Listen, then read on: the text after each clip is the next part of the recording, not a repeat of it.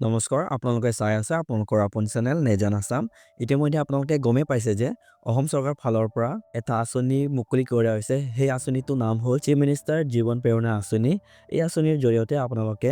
2025ত যোন ছাত্ৰ-ছাত্ৰীসকলে গ্ৰেজুৱেশ্যন কৰিছে তেখেতে এবছৰৰ কাৰণে 2500 টকা সকলো ছাত্ৰ-ছাত্ৰীৰ একাউণ্টত ক্ৰেডিট কৰা হ'ব সো ইয়াৰ বাবে এই আঁচনিটো মুকলি কৰা হৈছে সো এই আঁচনিটো কোনসকলে লাভ কৰিব পাৰিব আৰু কোনসকলে নোৱাৰে আৰু কেনেকৈ আপোনালোকে এই আঁচনিত আবেদন কৰিব সো তেন্তে বলক ভিডিওটো বেছি দীঘলীয়া নকৰি কেনেকৈ আবেদন কৰিব আৰু আপোনালোকে এই স্কিমটো আবেদন কৰিব যোৱাৰ সময়ত কি নথিসমূহ আপোনালোকে আপলোড কৰিব লাগিব আৰু লগতে কেনেকৈ আবেদন কৰিব এই গণিতৰ প্ৰক্ৰিয়া জানিবলৈ কাৰণে এতিয়া বলক ভিডিওটো আৰম্ভ কৰিম সো ইতিমধ্যে আপোনালোকে এই আঁচনিটো আবেদন কৰিবৰ কাৰণে এই পৰ্টেলত আহি যাব বা এই ৱেবছাইট আহি যাব লাগিব সো মই ৱেবছাইটৰ লিংকটো ভিডিও ডেসক্ৰিপচনত ৰাখি দিম আপোনালোকে এই লিংকত ক্লিক কৰিলে ডাইৰেক্টলি এই পেজটো মুকলি হৈ আহিব সো ইয়াত আহি আপোনালোকে এনে ধৰণৰ ইন্টাৰফেসটো দেখিবলৈ পাব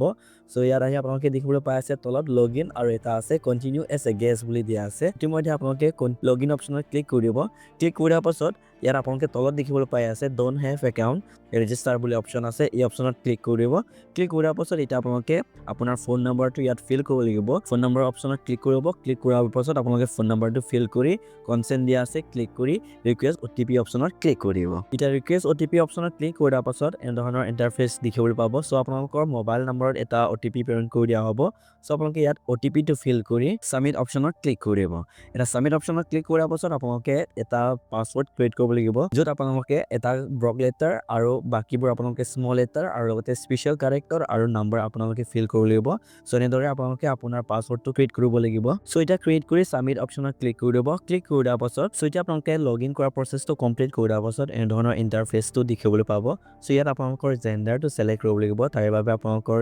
কোনটো জেন্ডাৰ পৰা বিলং কৰে আপোনালোকে সিলেক্ট কৰিব সিলেক্ট কৰাৰ পাছত এতিয়া আপোনালোকৰ এজ গ্ৰুপটো সিলেক্ট কৰিব লাগিব সো আপোনালোকে কোনটো বছৰৰ পৰা কোনটো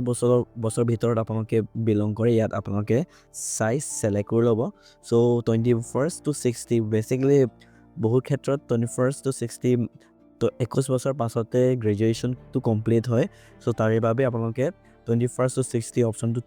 সিলেক্ট কৰি ল'ব সিলেক্ট কৰাৰ পাছত select your religion বুলি দিয়া আছে আপোনালোকে হিন্দু মুসলিম জেনসিক আপোনালোকে কোনটো ৰিলিজন পৰা বিলং কৰে আপোনালোকে সিলেক্ট কৰি ল'ব এইটো অপচনটো তাৰ পাছত আপোনালোকৰ ক্যাটেগৰী আপোনালোকে কোনটো ক্যাটেগৰীৰ পৰা বিলং কৰে আপোনালোকৰ হিচাপত আপোনালোকে সিলেক্ট কৰি ল'ব after that are you differently be able so তাৰ মানে হ'ল আপোনালোকে ডিসেবিলিটি নেকি আপোনাৰ গাতত কিবা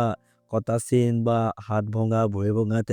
তেনে ক্ষেত্ৰত কিবা আপোনালোকৰ অসুস্থ আছে নেকি যদি আছে আপোনালোকে yes দিব আদাৰৱাইজ আপোনালোকে নো অপচনত ক্লিক কৰিব ক্লিক কৰাৰ পাছত select your academic qualifications so আপোনালোকে অকমান স্ক্ৰল ডাউন কৰি ইয়াত দিয়া আছে যে গ্ৰেজুৱেশ্যন অৰ ইকুইভেলেন্স বুলি দিয়া আছে আপোনালোকে এই অপচনত ক্লিক কৰিব ক্লিক কৰাৰ পাছত select your marital status so আপোনালোকৰ মেৰিড বা আনমেৰিড আপোনালোকৰ হিচাপত ইয়াত select কৰিব select কৰাৰ পাছত select your relationship with the person on whom you are dependent so আপোনালোকে বৰ্তমান পঢ়ি থকা সময়ত আপোনালোকৰ ফাইনান্সিয়াল কোনটো মানুহৰ ওপৰত আপোনালোকে বিলং কৰে ইয়াত আপোনালোকে select কৰিব সো বেসিক্যালি ফাদাৰ মাদাৰ থাকে বহুত ক্ষেত্ৰত সো আপোনালোকৰ হিচাপত আপোনালোকে select কৰিব সো select কৰাৰ পাছত select your economic status so above poverty line below poverty line so আপোনালোকৰ APL BPL কোনটো আন্ডাৰত পৰে আপোনালোকৰ হিচাপত আপোনালোকে select কৰিব select কৰাৰ পাছত select your area of residence so আপোনালোকে কোনটো এৰিয়াৰ পৰা বিলং কৰে এই হিচাপত আপোনালোকে select কৰিব select কৰাৰ পাছত select the type of house owned by you/your family so আপোনালোকৰ ঘৰটো কেনে ধৰণৰ পকা ঘৰ বা কেঁচা ঘৰ আপোনালোকৰ হিচাপত আপুনি কোনটো ঘৰৰ পৰা বিলং কৰে আপোনালোকে ইয়াত select কৰিব select কৰাৰ পাছত এতিয়া আপোনালোকৰ ওচৰত এনে ধৰণৰ ইন্টাৰফেসটো দেখিবলৈ পাব সো ইয়াত আপোনালোকে দেখিবলৈ পাই আছে scheme had been categorized under different categories you can check the scheme as per your preferred category so আপোনালোকে ইয়াত দেখিবলৈ পাই আছে এডুকেশ্যন অপচনটো এই অপচনত ক্লিক কৰিব ক্লিক কৰাৰ পাছত ইয়াত নো মোৰ অপচনটো দেখিবলৈ পাই আছে সো ইতিমধ্যে আপোনালোকে এই অপচনত ক্লিক কৰিব ক্লিক কৰাৰ পাছত ইয়াত আপোনালোকৰ এই স্কিমৰ বিষয়ে ইয়াত সামাৰি কৈ দিয়া আছে আপোনালোকে স্টেপ বাই স্টেপ চাই ল'ব পাৰিব কেনেকৈ আপোনালোকে আবেদন কৰিব লগতে চাই লোৱাৰ পাছত আপোনালোকে ক্লোজ কৰিব ক্লোজ কৰাৰ পাছত ইয়াত দেখিবলৈ পাই আছে চিফ মিনিষ্টাৰ জীৱন প্ৰেৰণা আঁচনি বুলি দিয়া আছে এই অপচনত ক্লিক কৰিব ক্লিক কৰাৰ পাছত এনে ধৰণৰ ইন্টাৰফেস আকৌ আপোনালোকে দেখিবলৈ পাব সো ইয়াত দিয়া আছে যে are you a permanent resident of Assam বুলি দিয়া আছে yes অপচনত ক্লিক কৰিব ক্লিক কৰাৰ পাছত select the category of your occupations বুলি দিয়া আছে সো এমপ্লয় আনএমপ্লয় সো আপোনালোকে আপোনালোকৰ হিচাপত আপোনালোকে ইয়াত ফিল কৰিব ফিল কৰাৰ পাছত is any of your parents register as a contractor so' আপোনালোকৰ পেৰেণ্টছ কোনোবাই যদি কণ্ট্ৰেক্টৰ হয় তেন্তে আপোনালোকৰ য়েছ দিব আদাৰৱাইজ আপোনালোকে ন' কৰি দিব ন' কৰাৰ পাছত are you taking or have you taken the benefit of Mukhyamantri Nijut মইনা আঁচনি চ' আপোনালোকে যদি নিযুত মইনা আঁচনি লৈ আছে তেন্তে আপোনালোকে য়েছ দি দিব আদাৰৱাইজ আপোনালোকে ন' অপশ্যনত ক্লিক কৰিব ক্লিক কৰাৰ পাছত is your families annual income greater than 10 lakh rupees so' আপোনালোকৰ ঘৰৰ পৰা যদি এনুৱেল ইনকামটো যদি 10 লাখ ওপৰ আছে তেন্তে আপোনালোকে ইয়াত য়েছ কৰিব আদাৰৱাইজ ন' অপশ্যনত ক্লিক কৰিব ক্লিক কৰাৰ পাছত are either of your parents serving as a member of parliament or a member of the legislative assembly or a minister in a state or central government or government employee or a pensioner so আপোনালোকৰ ঘৰৰ পৰা কোনোবাই যদি এই লিষ্টত থকাৰ মতে কোনোবাই যদি MP বা MLA বা চেন্ট্ৰেল গভৰ্ণমেণ্ট বা গভৰ্ণমেণ্ট এমপ্লয়ী বা পেঞ্চনাৰ হয় তেন্তে আপোনালোকে য়েছ দি দিব আদাৰৱাইজ আপোনালোকে ন' অপশ্যনত ক্লিক কৰিব ক্লিক কৰাৰ পাছত আৰ ইউ এ গ্ৰেজুৱেট য়েছ ইয়াত আপোনালোকে য়েছ অপশ্যনটো ক্লিক কৰিব ক্লিক কৰাৰ পাছত এনেধৰণৰ ইণ্টাৰফেচ আকৌ এবাৰ দেখিবলৈ পাব এতিয়া আপোনালোকে য়েছ অপশ্যনত ক্লিক কৰাৰ পাছত এনেধৰণৰ ইণ্টাৰফেচ দেখিবলৈ পাব চ' ইয়াত দিয়া আছে চিফ মিনিষ্টাৰ জীৱন প্ৰেৰণা আঁচনি ফাইনেন্সিয়েল এছিষ্টেন্স অফ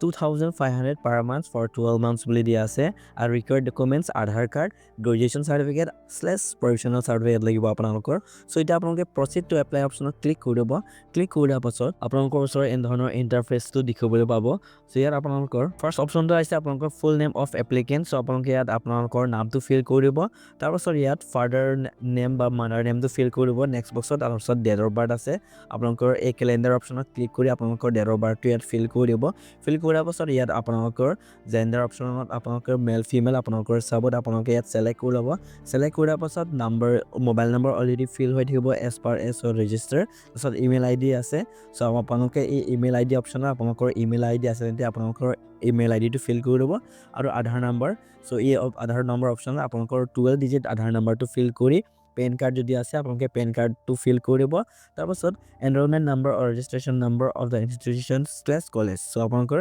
ৰেজিষ্ট্ৰেশ্যন নম্বৰটো থাকিবই কলেজত পঢ়িছে তেন্তে চ' ইয়াতে ৰেজিষ্ট্ৰেশ্যন নম্বৰটো ফিল কৰিব ফিল কৰাৰ পাছত ছাবমিট অপশ্যনত ক্লিক কৰিব চ' এতিয়া আপোনালোকে ছাবমিট অপশ্যনত ক্লিক কৰাৰ পাছত এনেধৰণৰ ইণ্টাৰফেচটো দেখিবলৈ পাব চ' ইয়াত আপোনালোকৰ এপ্লিকেণ্ট এড্ৰেছসমূহ ইয়াত ফিল কৰিব লাগিব চ' তাৰ বাবে আপোনালোকৰ ডিষ্ট্ৰিক্টটো অলৰেডি ফিল হৈ থাকিব এজ পাৰ এছৰ ৰেজিষ্টাৰ আৰু লগতে ইয়াত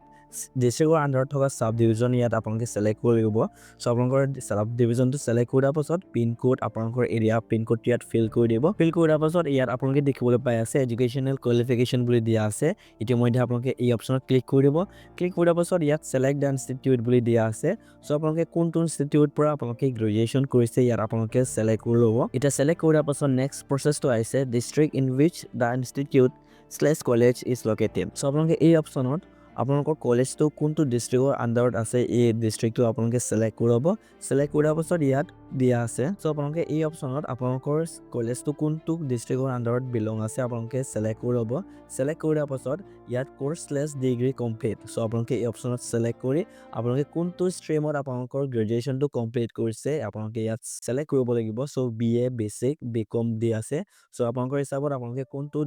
ষ্ট্ৰীমৰ পৰা আপোনালোকে গ্ৰেজুৱেশ্যনটো কৰিছে ইয়াত ফিল কৰিব ফিল কৰাৰ পাছত ডেট অফ গ্ৰেজুৱেশ্যন চ' আপোনালোকৰ গ্ৰেজুৱেশ্যন পাছ কৰা ডেটটো ইয়াত ফিল কৰিব ফিল কৰাৰ পাছত ছেকেণ্ড অপশ্যনটো আহিছে এপ্লিকেণ্ট বেংক ডিটেইলছ চ' আপোনালোকে ইয়াত আপোনালোকৰ বেংক ডিটেইলছসমূহ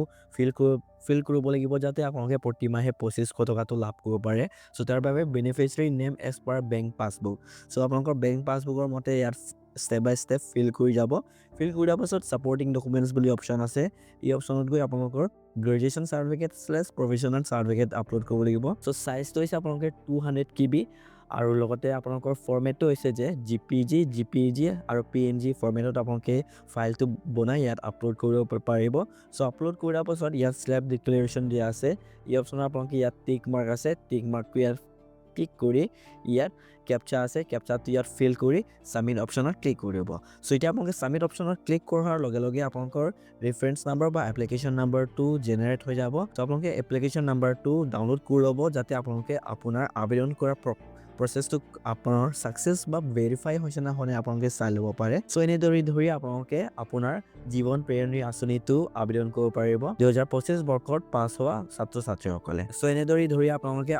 2025 বৰ্ষত প্ৰধানমন্ত্ৰী জীৱন প্ৰেৰণা আঁচনিটো আবেদন কৰিব পাৰিব যোন ছাত্ৰ-ছাত্ৰীসকলে 2025ত গ্ৰেজুৱেশ্যন কমপ্লিট কৰিছে সো এতিয়া আছে আজি আপোনালোকক দিবলগীয়া ইনফৰমেটিভ